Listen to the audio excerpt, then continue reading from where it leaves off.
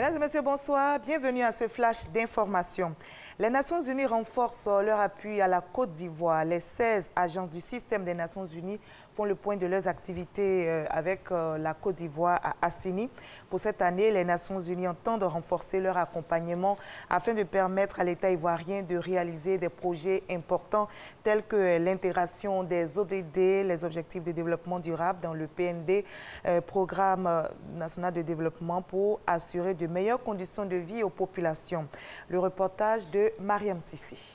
Faire le bilan de l'année écoulée et dégager les nouveaux axes d'accompagnement de la Côte d'Ivoire sont les motifs qui ont réuni pendant 2 jours les 16 agences des Nations Unies résidant dans le pays.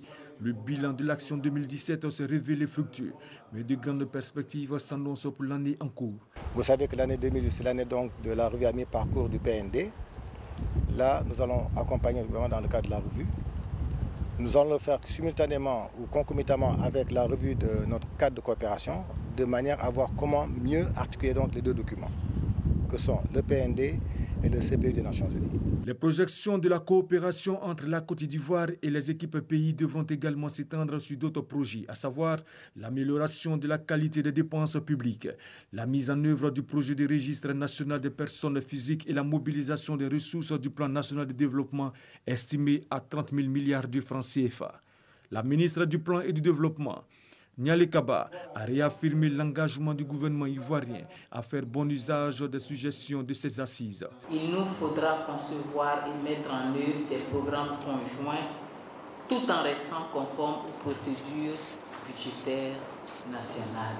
Par ailleurs, je voudrais donner l'assurance que toutes les contributions et suggestions pertinentes enregistrées au cours de ces 2 journées seront traitées avec soin et diligence par le gouvernement. Les priorités pour cette coopération 2018 restent l'intégration des objectifs de développement durable, ODD, dans le plan national de développement et le renforcement de l'appareil statistique national pour un meilleur suivi de ces objectifs. Des actions qui s'inscrivent dans l'agenda 2030 à 2063 de l'Union africaine. Le reportage de Mariam Sissé a été commenté pour vous par Abou Sanogo. Le compendium des compétences féminines de Côte d'Ivoire fait aussi le bilan de ses activités.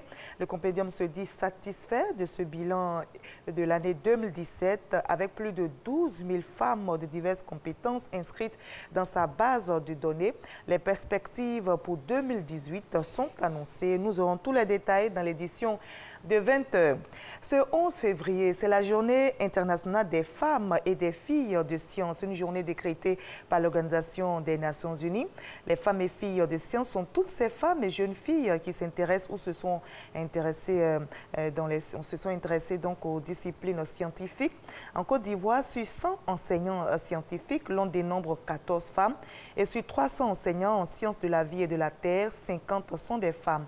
Selon les Nations Unies, les femmes représentent moins de 30% dans ces filières dans le monde. Alors, comment accroître le nombre de ces femmes dans le domaine des sciences? Nous aurons les éléments de réponse dans l'édition de 20h.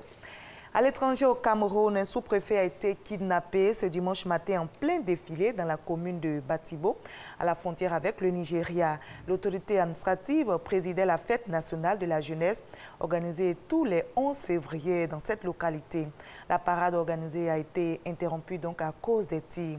Des assaillants de la branche armée des sécessionnistes anglophones sont pointés du doigt. Il sera à l'origine de ce rapt.